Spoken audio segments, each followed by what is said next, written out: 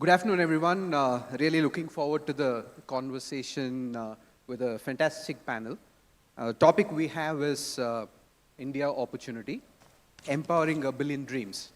So you might ask and wonder, why should we empower a billion dreams? I asked the question to myself, and then the lyrics of a famous song came, and I'm going to read the lyrics, and then we'll talk a little bit about it. Every night I lie in bed, the brightest colors fill my head. A million dreams are keeping me awake. I think of what the world could be, a vision of the one I see. A million dreams is all it's gonna take. This is the P.T. Barnum, Greatest Showman on Earth story. We all saw Hugh Jackman sing to this. But there's another interesting and famous American who made a speech that he had a dream, and that changed the course of the country, the USA. So empowering dreams are super important, and we're going to now have our panelists talk about India aspiration and opportunity to empower these dreams. We couldn't have asked for a better panel. Any aspiration for future for a developed India would have feeling good, looking good, and being healthy. And the organizations they are from pretty much help Indians achieve all of this. So we'll start off with asking each of them to share their India opportunity aspirations in empowering dreams. I'll start off with Gautam. Sure, thank you. Good afternoon, everyone. Raymond is a company that fulfills dreams. I mean, one of the most important things we do is dress you up for your marriage, and your marriage is one of your big dreams. But India is a country of opportunities, and I remember 3-4 years ago when a lot of Indians were leaving India and going away, and somebody said to me, Gautam, why don't you leave and go away to Dubai and go here and there? And I said, I don't want to leave this beautiful country. This is a country which has got 1.4 billion people. It's got the youngest, average age of 30 years of age. And we are the, country that's growing at the fastest pace. Why would I want to leave this country? This is a country of opportunity. It's a country of dreams. And if 1.4 billion people can dream and align their dreams, I think we can become the best nation in the world. And Prime Minister has made a vision for 2047. I think we will be the most powerful nation in the world by then. So I think aligning our dreams and dreaming big, I think, to dream is for free. So let's all dream, and let's all dream big. Thank you, Gautam. Maybe I'll go to Preetha next to share her aspirations and dreams.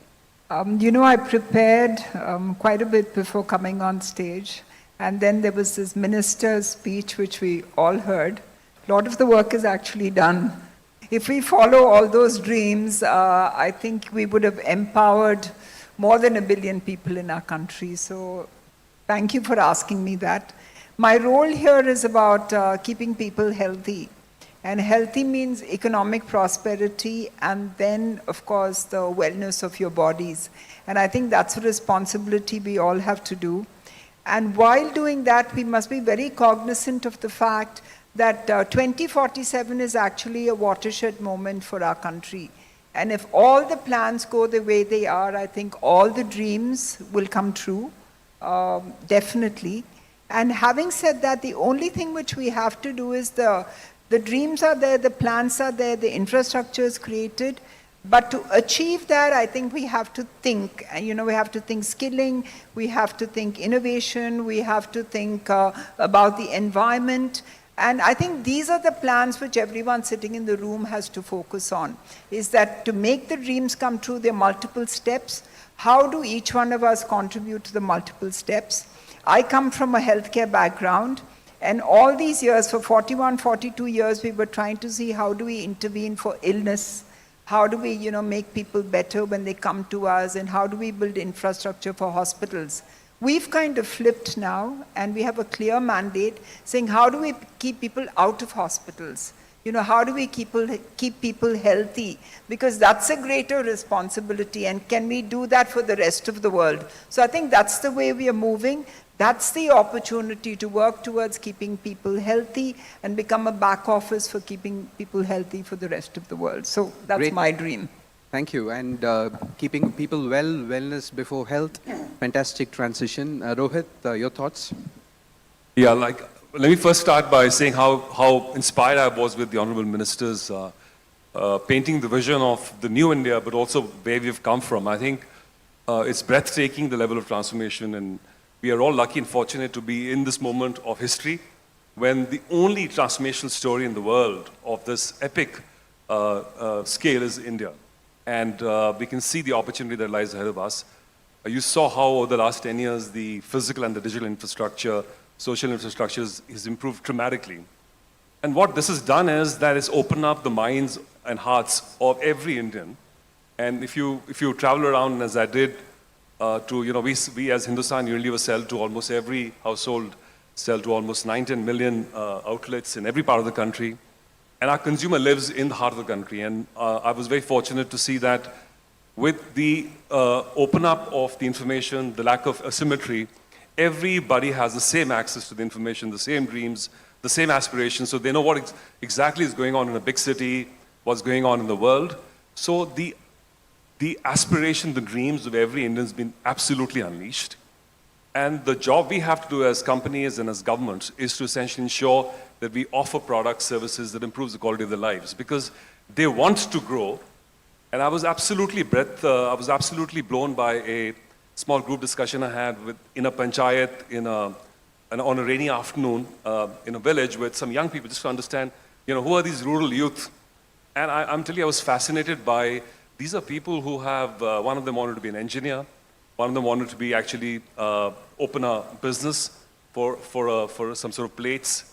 The other one was a teacher who had access to the Lama 3 on the WhatsApp already and was teaching children in the school. The other lady wanted to be a banking professional.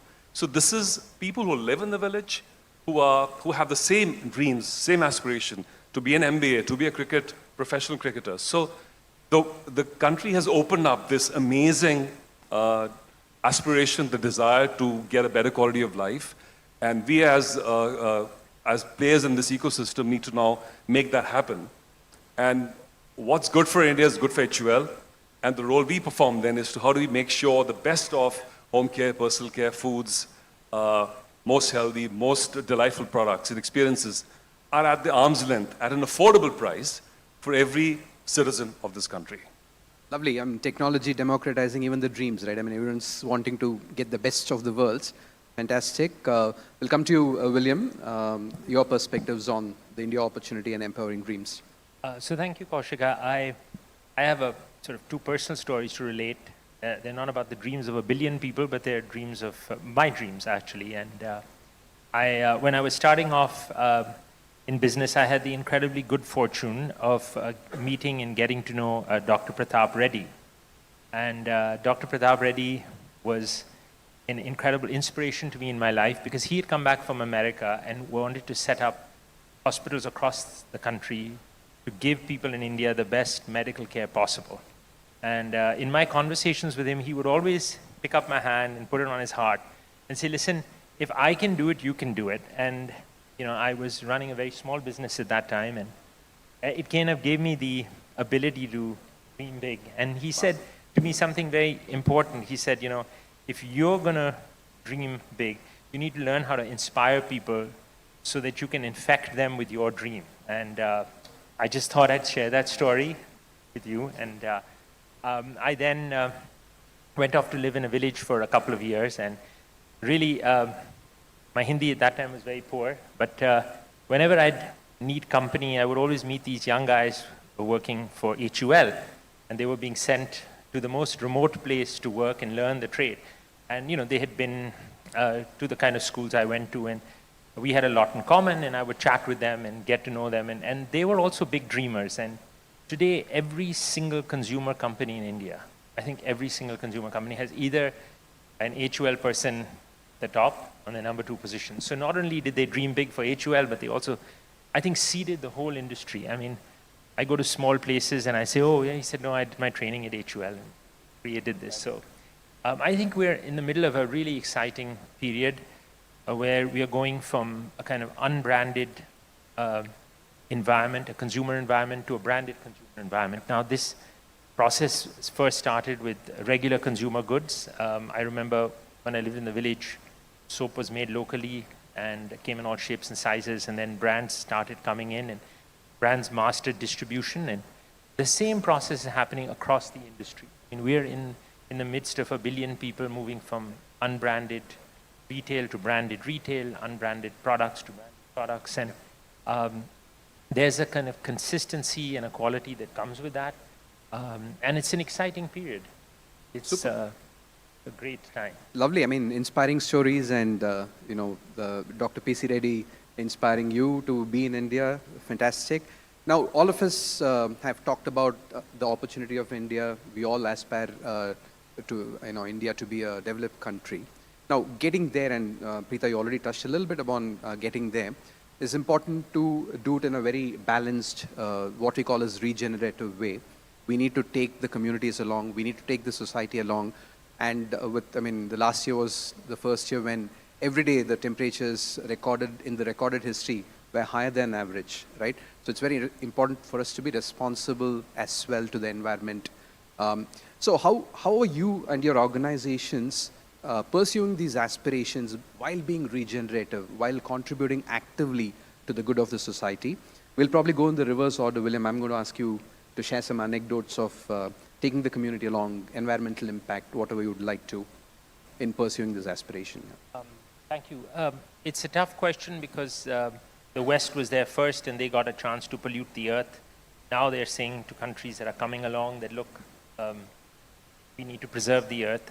It makes the development challenge harder because countries that earlier would go up the carbon cycle very quickly as a means to development have various now fetters to growth. I think it represents an opportunity also, but I do think it requires a change in the global environment, and I think the global south, led by Prime Minister Modi, has made that point that, listen, you guys, you had the first go at polluting the world. Now we need to change the rules of the game a little bit, because if you don't change the rules of the game, it makes raising the next billion people out of poverty much harder.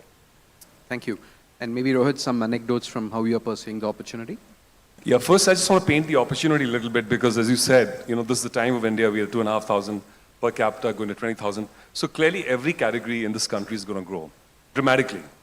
CPG, where close to my heart, we have a $50 per capita at the moment consumption, and categories we play. If you look at rural, it's more like 25, and urban is about 80.